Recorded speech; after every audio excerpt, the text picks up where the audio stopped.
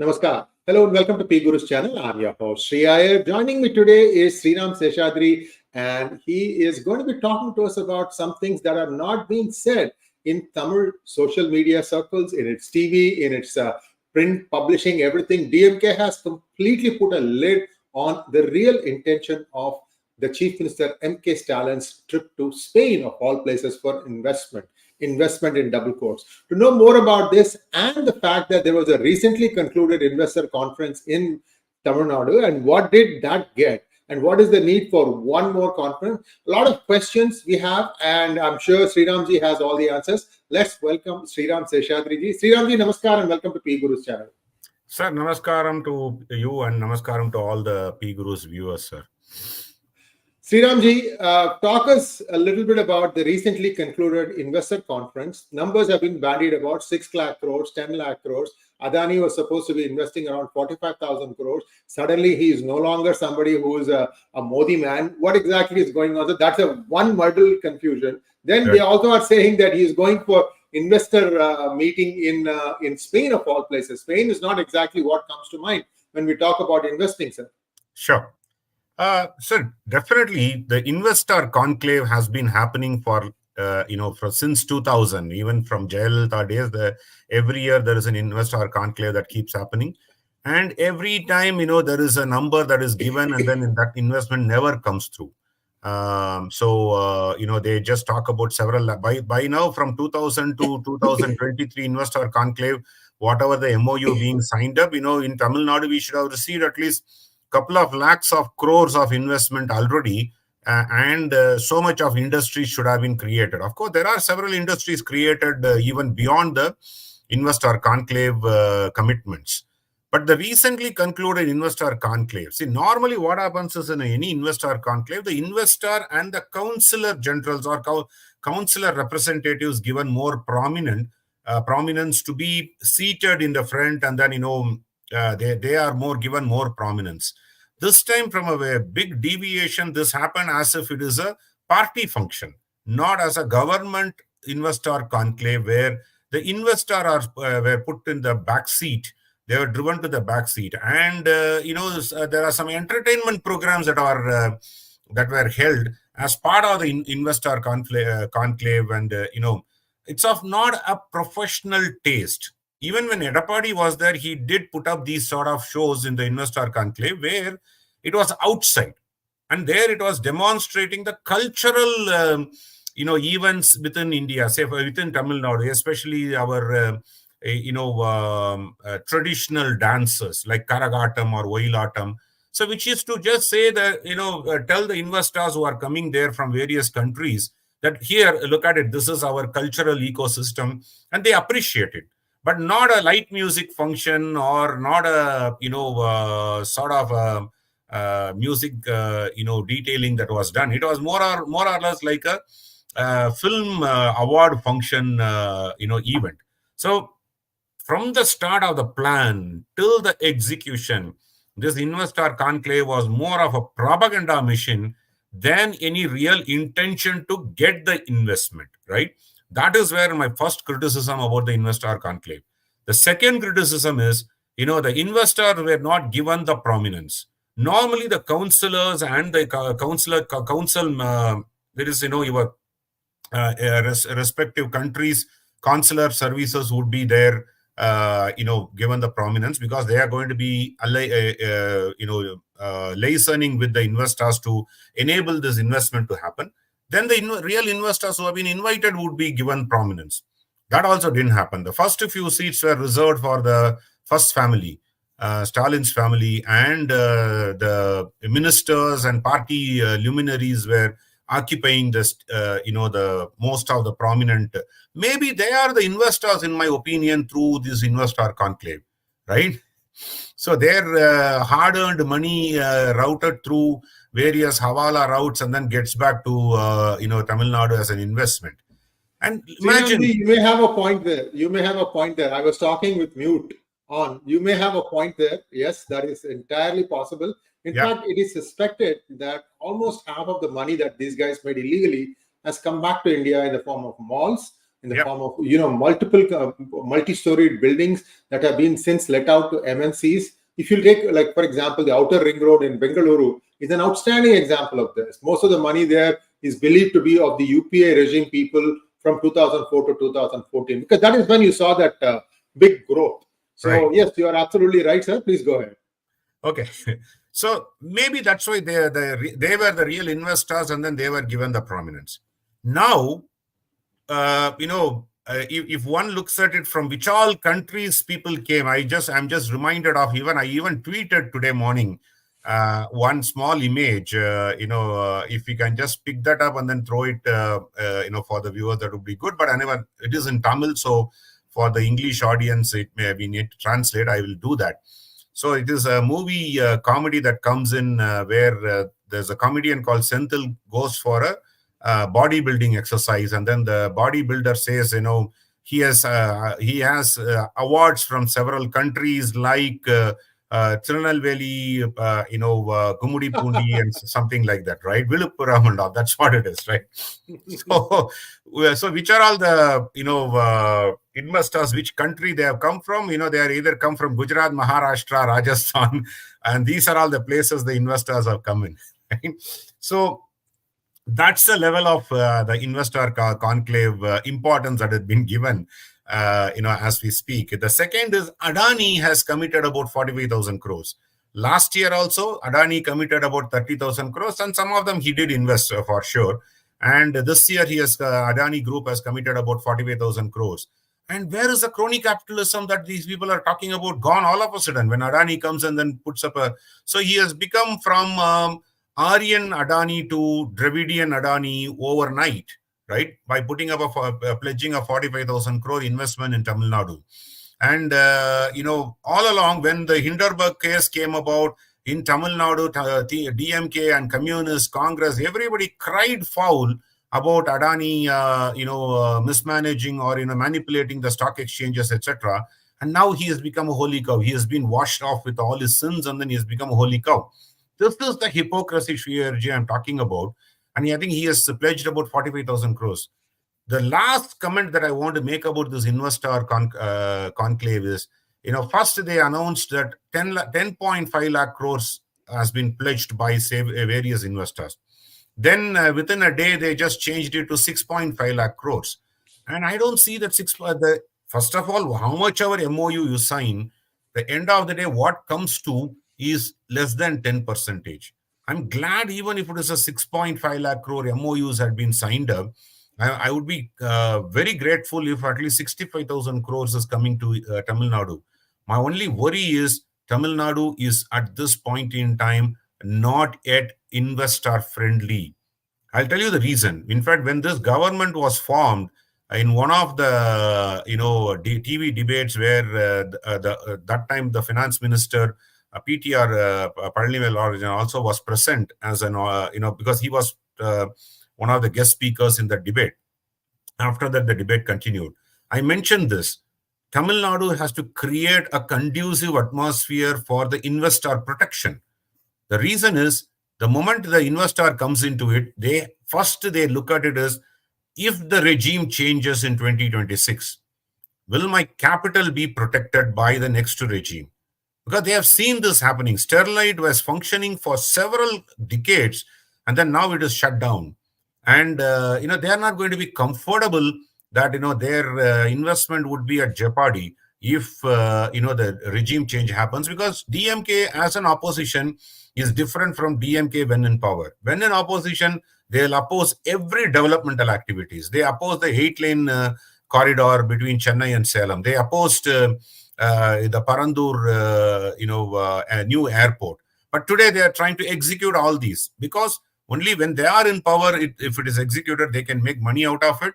But when they are in opposition, they don't get anything out of it. So they oppose every damn thing, every developmental activity that happens under the aegis of environmental protection and agricultural protection, etc. But the moment they come into power, it is called the Salem-Chennai highway is now called the Chennai-Salem highway, which is just a reversal of that. And then they say it's a green corridor, right? Just by changing the name, they just camouflage it, and then they have media to support them. in those aspects. They're not, media is not strongly questioning them. And that is what keeping this DMK government sustained so long. So the investor conclave, just to conclude in a line, is an entertainment conclave. That's all I'll put it as, because the seriousness at which Jayalalitha conducted, seriousness with which Karunanidhi conducted these investor conclaves were not there. This has become more of a sham than a real professional investor conclave. Even one has to learn from the investor conclaves that happens outside of Tamil Nadu, like in Karnataka, Gujarat, Maharashtra, various other states. Even with the Congress regime, I'm not going to talk about it as a BJP regime in these areas. Even with the Congress regime, there the seriousness is very much prevalent. I look at it as a sort of tool to bring their money into the state as an investment. I think that's all the investor conclave is about, sir. Thank you so much, sir. And there is a story, I don't know how truthful this is, that Ford wanted to establish a manufacturing plant in Chennai, and that Jayalalitha insisted on a certain fee to even meet with the Ford delegation. And the Ford delegation was given the red carpet welcome by the then Chief Minister of Gujarat, Narendra Modi, and Ford decided to go to Gujarat. And the next meeting, when Jayalalitha met with Modi, then she told him, I wanted Ford here. How did you steal it from me? And then Modi said the truth. He said, looks like your Sasikala gang has demanded money to make the meeting happen. That is when her eyes opened to the fact that behind her, a lot of hanky-panky, the Mannargudi mafia was fully in action. Yeah. And that led to the friendship between the two. Then Modi found out that Jayalalitha was being slow poisoned. He sent somebody very trustworthy to come take care of Jayalalitha. For a period of time, Jayalalitha had banished this family from the household. A lot of things happened, viewers. I don't know how many of you remember all these things, but personal equation between Modi and Jayalalitha was very good. And that also DMK used in a very wrong way. I can tell you, these people are beneath any kind of morality that you can expect of even a simple morality you can expect from politicians. These people lack it. Anyway, whatever it is, the thing is they are able to whitewash people's minds and thoughts to voting for them, and that's where things stand today. So this joke about him going to Spain, what is so great in Spain, Sriramji? So this is just a camouflage disguise that he's going to meet the investors in Spain, London, and Australia. I think he's traveling to Australia too from there, and maybe to the US also. So fortunately, he's following me to US. As we speak, I'm in the US attending this hangout. So I think he's following me too, is what I just wanted to say in a lighter moment. So yes, Spain is not known for a great investor or great country which has significant amount of investment that is flowing into any part of the world, leave alone just India. India also, I don't see significant amount of Spanish investments in the past. And, one could number of industries that could actually expand to use the offshore facilities of, India and their capabilities. So one of the rumor, the grapevine messages that we all get is that, we all know that Stalin is, sick for quite some time. Even the last 2 to 3 weeks or even 1 month, one could observe that most of his government functions or the events had been called off at the last moment. Even the investor conclave, after that, there was supposed to be some more events that he had to participate. He had to cancel all those because of his health issues. So he's going for a treatment plan, is what we hear. What is the illness is kept secret for several reasons. It's not public knowledge. So we'll leave it at that as a private information. But beyond that, one is very, very sure that he is not going there to meet the investors. He is just going there for some advanced treatment, or to check up and then do a treatment plan for his health.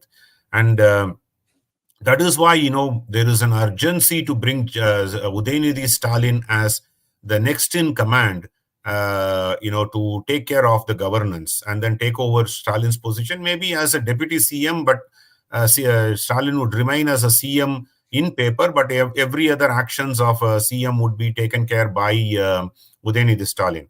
I think that is what I expect things to be happening. So twice the youth wing conclave that was supposed to happen were postponed, and this time it is going to happen in the auspicious month of 𝗤𝗍. Okay, what the Dravidians always talk about, superstitious beliefs. They are against superstitious beliefs, but they are the most superstitious, if one could imagine. And Udhayanidhi Stalin the crown prince will be probably given the position of deputy CM upon his return. In fact, I expected this to happen even before he leaves, but for some reason it has not happened. And then we are not too far. I think there is one more week ahead before he could be crowned, and then after that Stalin would go for his so-called investors meet in various countries. But it is, I think, for a treatment, and we all wish him good luck on his treatment, to get well soon, no doubt about it. But it's not definitely an investor meet, is what we hear, Shri Iyerji. Sriramji, I have heard a few things fall on my ears. One of the things was that he has been losing weight consistently, and that is a huge cause for concern. If you look at him today, viewers, his head is disproportionately larger than his body. Some problem. I'm not saying what exactly is the problem. I'm not privy to his health records. All I know is there is some sort of a problem that he is suffering from, and it seems to be slow, painful thing, because you can see that he is suffering from some sort of pain. He's not in a very happy state of mind, unfortunately. And it's very, very sad. I mean, this man wanted to do some good things for the state, but what I'm hearing from some other YouTubers, Sriramji, and you can correct me if I'm wrong, is that this administration is being run by 2 or 3 overzealous IAS officers who seem to be bending every rule. They don't seem to understand that they belong to central cadre and that their chain can be yanked anytime. Is this true, Sriramji? Yes, there is, several of the rumors that keeps going around, that the real CM and deputy CM is the bureaucrats working his personal or his official secretary. I think Uday Chandran is IAS, who is named as a person who runs the administration, who decides what decisions CM should be taking. Even to that extent that, Udhayanidhi Stalin or any other party functionaries do not have a clout over the decision making of the governance. I think, the bureaucrats are running the show as if they are the elected representatives of the people. And Stalin seems to be believing these people, or, seems to be privy to their, decisions, and, he seems to be abiding by the decisions made by this set of bureaucrats. So today, most of the decisions are being taken by these, set of IAS officers who are larger than life of their IAS position. I think that is true in a major, context, Shri Iyerji. Thank you so much, sir. And what we are going to see is, this is going to have a very bad effect, because some of the decisions, like, for example, uprooting temples or taking over temples illegally, all that stuff has all been done with a view to doing something in the back of their mind. Only when PTR accidentally blurted out that 30,000 crores has been earned and they don't know what to do with it, did the real enormity of the corruption come out. And I don't think they could hide that part. So DMK has a lot of challenges, and whether the senior leadership of the DMK party will accept Udhayanidhi Stalin as their leader is a big question mark. We have to wait and see how that goes. Sir, on top of this, I have one question. This could be a little bit of a tongue-in-cheek. Udhayanidhi calls himself a Christian. Why does he need a good time and a good auspicious day, sir? They are all crypto Christians, right? So if you look at most of the film and political people in Tamil Nadu who are against all these auspicious moments or the auspicious month, all those that we follow, the believers follow, but in reality they follow that. You can never find one nomination for an election on an inauspicious day. You can never find one nomination or actions taken on a 𝗤𝗂𝘁𝗁 or 𝗎𝑚agandam, right? These people are much more particular about it than the real believers also. So sometimes, we even give up on that and then say, okay, fine, yeah, let's put the, burden with the God, and then, we'll pray to God and then do it because the timing is of essence. But these people never do that. These, especially Udhayanidhi Stalin or the DMK people who are talking about, the social equality, or they are talking about self-respect, or they are talking about the superstitious beliefs, against superstitious beliefs, they are the embodiment of all that they are against it, right? They don't have any, social equality in the party. Only the family can decide. Nobody can from, scheduled caste or tribe cannot become a chief minister or a party even position. And they talk about self-respect, but they actually allow everybody to fall at their feet, leaving about the self-respect. So people like Duraimurugan, Ponmudi and others, have to accept Udhayanidhi Stalin or even Inbanidhi Stalin. Because once Duraimurugan said that, I only wish that I live long to be part of the Inbanidhi's cabinet. He made a statement in a public forum. I had been in the cabinet of Karunanidhi and then Stalin. I want to be a cabinet member of Inbanidhi Stalin. That's what, Inbanidhi Udhayanidhi, whatever his name, right? So that is the level of, the family worship these people have. And finally, against all the superstition, they are the embodiment of superstition. Very, very hypocritical family. Exactly. Indian National Congress punts on going to Ram Mandir, calls it an RSS BJP event. Sriramji, these people don't seem to want to learn from their mistakes. They have suffered huge electoral losses in Madhya Pradesh and Chhattisgarh. I'm not even talking about Rajasthan, which was expected to be a loss for them. Right. And the kind of reverses they have suffered it is a direct reflection of their endorsement or silent endorsement of Udhayanidhi Stalin's Sanatana Dharma eradication speech, because these people also sang in unison. Priyank Kharge, Mallikarjun Kharge, these people also sang in unison. So It was a deliberate attempt to decide that we will do this thing. Sir, now tell me something. What is going to happen to Congress in Kerala?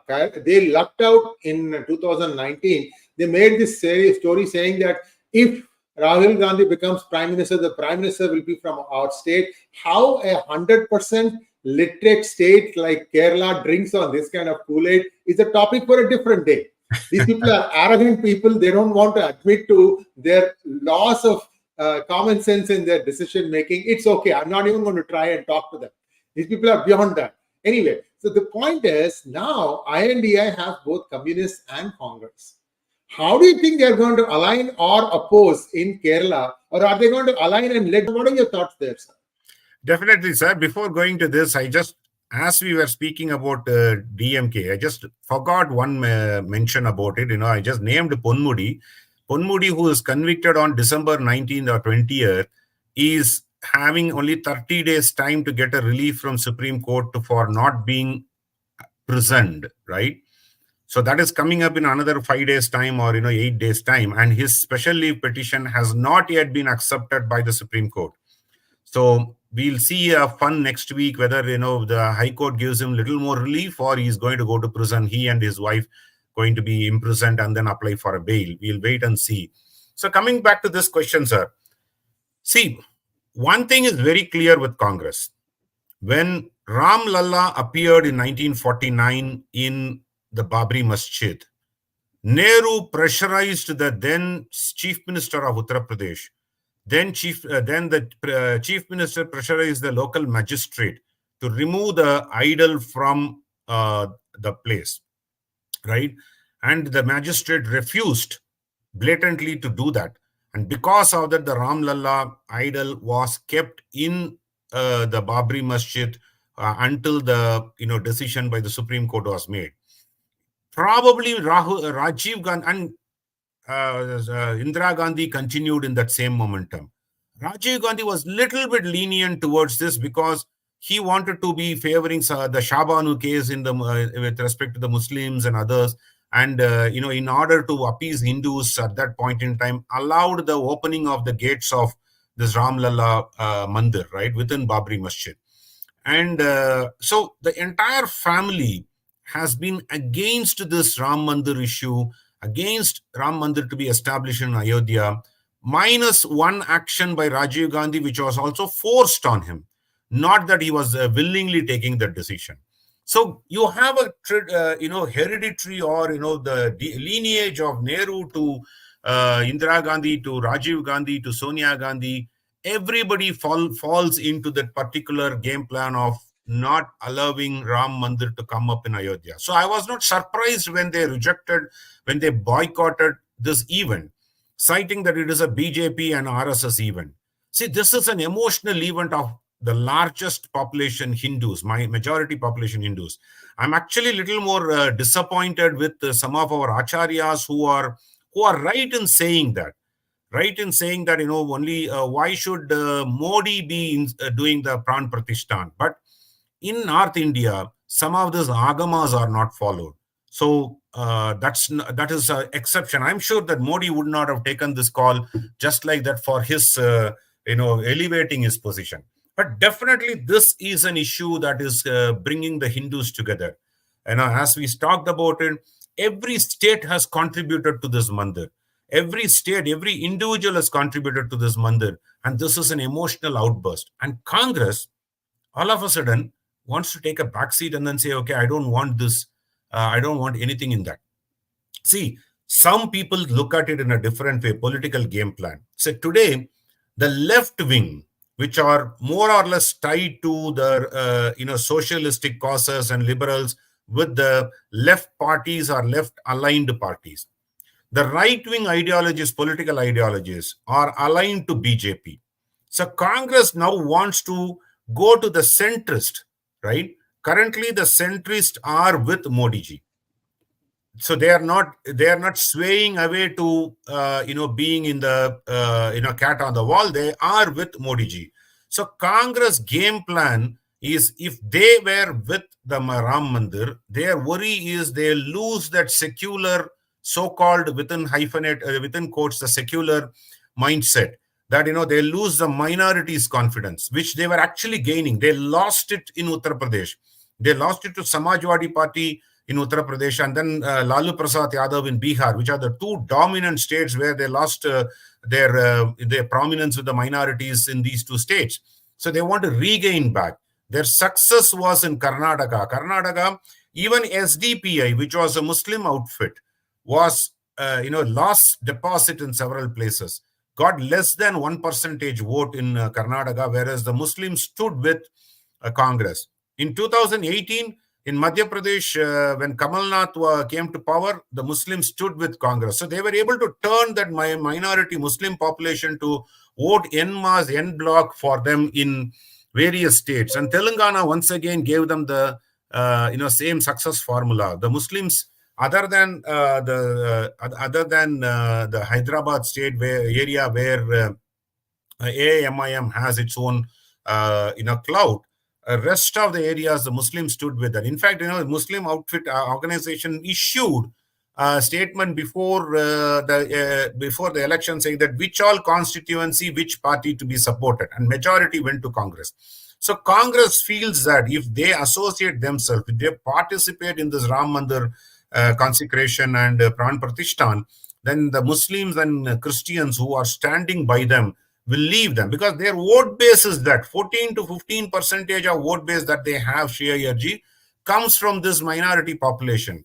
And the second strategy that Congress is doing is they want to target the centrist who are currently with Modi. Maybe down the line, 2029 or 2030, when Modi actually goes out of the public life, goes out of the electoral politics, so they're probably targeting them to say that, okay, let me create a base. Look, I am here for you to protect you. Don't go on an extremist right-wing ideology. So that is where probably someone has advised them. So Congress takes this decision based on some of the hypotheses that they have arrived at. in spite of, I repeat, losing out miserably in the Hindi heartland. And now I was counting of 331 as of now for BJP alone from various data points. I've been consistent with that for last 6 months. I have not increased it. I have not reduced it. That, BJP will fare at 331 is my precise number, not even giving a range, Sree Iyer at this point in time. But probably Congress is helping that to make it into 350 plus now, because 180 plus seats where they are direct contestant. So they are just giving it on a platter to BJP by boycotting, which means their long-term game plan is to target the centrist voters, that centrist voters who may, turn around and then, look at Congress as their probably after Modi's era. They may not continue to look at unless otherwise. It's a big gamble they are doing, Sree Iyer. Suppose if Yogi Adityanath comes into play or Amit Shah comes into play, the centrists may still remain with BJP. But the gamble is, anyway, we are on a losing track. Why not lay the foundation for 5 years, 10 years down the line to regain some of the lost grounds and retain their existing base intact? I think these are the two reasons which has motivated them to boycott. But in spite of several voices coming out of Congress, several of them talking about openly saying that Congress should not have made this decision, and they may go as an individual. Imagine, I'm also surprised, Sree Iyer. I'll come to that question on Kerala in a bit. I'm also surprised from a fact that Edappadi Palaniswamy joined this gang. All along, he was putting a kumkum or on his forehead, vibhuti on his forehead. The moment he broke away from BJP, he wiped it, and then he converted ADMK into Allah Timuka and Alleluia Timuka. I'm critical about it because he's just concentrating on minority appeasement. Bring them back into and get the majority voters, 10-15% vote share from the minority voters to ADMK, which is favoring the DMK now. So same reason why Edappadi Palaniswamy also is looking at joining the Congress bandwagon. Maybe Congress could have told him, join us. That is when we will probably look at an alliance with you in Tamil Nadu. Probably that is the motivation for him. And what is a lame excuse he had given? He had given saying, I have a leg pain, that is why I'm not able to go, as if he's going to walk from Salem to Ayodhya to attend this Pran Prathishtaa. It is an individual decision. He can say that, I made up my mind not to go. That is a different story. But the lame excuse that he's giving, but with the same leg pain, he went to SDPI conference. So that is the level of hypocrisy that, the political parties are doing. At least I know that Samajwadi Party is making this decision once again, eyeing the minority population, right? They had always been against the majority Hindus. So I can understand that. I can understand if Congress is doing that, eyeing the minority population. But Edappadi Palaniswamy also doing that in Tamil Nadu, it shows very clearly that they are all giving this on a platter. Now, with this decision of Edappadi Palaniswamy, I'm hoping that putting my hope of from 0 to 3 seats, I'm increasing from 3 to 5 or 3 to 8 possibilities for BJP in 2024 to come. So I think, people making these decisions are helping BJP. Last line on the, how they are going to be doing in Kerala and between Congress and Communists. They are very, very clear, Sree Iyer, that Mamta Didi said that in West Bengal, we may even accommodate Congress, but Communist is not our party. So the India alliance is broken there. In Kerala, they are going to fight each other. Congress will fight Communist, and then, BJP will be the third party. They are not going to be aligning together to make it into a two-front, fight there, and then they are going to make it into a three-pronged fight. So for them, the India alliance is convenient wherever it is possible. Otherwise, we are on our own. I think that's the basic principle on which they are working. And Kerala, they are not going to align together to fight the election.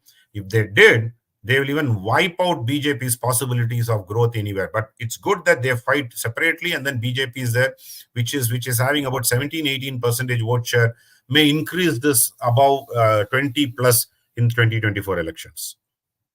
Thank you so much, Sriramji. At 20-21%, you are at striking range of perhaps 1 seat or 2 seats. I mean, Yes. that is the first past the post system challenge, Yeah. that you need to have a certain critical mass before you start showing up on the radar. So thank you, Sriramji, for, ADMK is perplexing. I think they are also decided that they are going to self-destruct, and whatever way they decide, I think that's actually not going to be good for them. So we'll have to wait and see the kind of alliances that BJP is going to form. We'll touch about this perhaps tomorrow in Tamil, about what is happening on the alliance situation in Tamil Nadu. Sure. And also Annamalai's trip, Padayatra, we will touch upon that, Sriramji. Yeah. And so today we have a small limited time that we are going to be able to take questions for Sriramji. Let's take 1 or 2 questions, sir. We have 3 or 4, so we'll finish Sure. quickly. Yeah, we'll do that. Pawan Kishore wants to know, most of INC supporters say it's a master stroke to boycott Ram Mandir as it consolidates minority vote. But minorities never voted to BJP in the past, and how will that dent BJP vote? Bhavan, it's not going to dent, but what Congress feels is that, they can regain the lost ground. Because I'm talking about Uttar Pradesh, Bihar, where they lost minority votes to Lalu Yadav, RJD and Samajwadi Party. So they are trying to regain. They lost their Muslim votes in West Bengal. They are probably trying to regain. I think that's the only motivation for them. So that is why they call it as a master stroke. As I explained again, they are targeting the centrist voters who are currently with Modi ji, but they are targeting them for next 5 years, 10 years. Can we create the base? If they had gone to Ram Mandir, the centrists would say, okay, you are also with them and BJP also with them. Might as well I remain with BJP. So that is why, they want to do this, in my opinion. It's not going to cost minority BJP anything. In fact, with all these decisions by the parties, it's probably going to increase possibilities of BJP's aim of crossing 50% vote share. I think that they will achieve, in my opinion, with all these decisions. Next one, please. Rohit Akshay wants to know, Vetrivel Muruganukku Arohara. Sriram Garu, could you please highlight on the status of Setu Samurdram project now that Tamil Nadu government has passed unanimously pushing the center to revive the project? Okay. Supreme Court has prevailed on Setu Samurdram project that it cannot be destructed. So, and as long as Supreme Court decision is overthrown by a statute or something, it will continue to prevail. But what I'm disappointed with the BJP government at this point, even after 10 years, they have not declared Ram Setu as a, national monument. National monument. They should have. Why? Especially when they are doing this Ayodhya Mandir consecration, along with that, they should have issued this saying that, designating this as a national monument. I think that would be the right, decision, in my opinion. And that in that place, I am disappointed. DMK government cannot revive this project until otherwise Supreme Court changes its decision, which I don't think they are going to do it anytime. Next one, please. Magnet Ranga wants to know, Jai Shri Ram, with the kind of reputation that Udhayanidhi has created for himself, would it be a good idea for DMK/Dot Alliance to hand over charge to him? What checks and balances are possible? So definitely, Magnet Ranga, that Udhayanidhi is going to get the get the charge because of Stalin's ill health and then unable to perform at this governance level. That definitely is going to happen. In my opinion, Congress is strongly looking for an exit from DMK in Tamil Nadu, or even India, rather remove DMK from the India alliance, bring ADMK into it. I think they are strongly looking at that possibility. Some of the signs that they are showing is that because Congress is, I hear that Congress has asked for 16 to 18 seats in Tamil Nadu, which DMK is not going to give it up. So looks like, they are actually taking a decision, which we may know by end of January or even mid-February. We will know that. Anyway, Dot Alliance is disintegrated. It's not going to create an impact. So Congress wants to have a saving grace in Tamil Nadu at least. The fact of the matter is now these people are more reliant on political advisors like Sunil Kanugolu, Prashant Kishore, and Lottu and Losuku and all this is what they are reliant on. They don't have their own confidence that they'll be able to win. These people have to tell them, divide the votes here, break up this thing, create tensions here. This is how you're going to win. And I shame on you, Sunil Kanugolu and Prashant Kishore. You guys are smart. Do you want to make money this way? How do you sleep at night? How do you really sleep at night? Don't you understand the importance of Bharatvarsha? I'm personally very disappointed with these kinds of professional choices that people make. Really, this is the only way you can make money? Shame on you. Anyway, the next question, please. Rinku Jain, thank you so much for your super sticker. Sushila M, thank you so much for your super sticker. Sir, we have managed to finish it within the time limit that we had imposed for ourselves. Thank you so much, sir. Have a great stay in United States, and we will be continuing tomorrow in Tamil, and we have a slightly different slate of topics to talk about. Thank you once again, sir. Namaskar. Namaskar.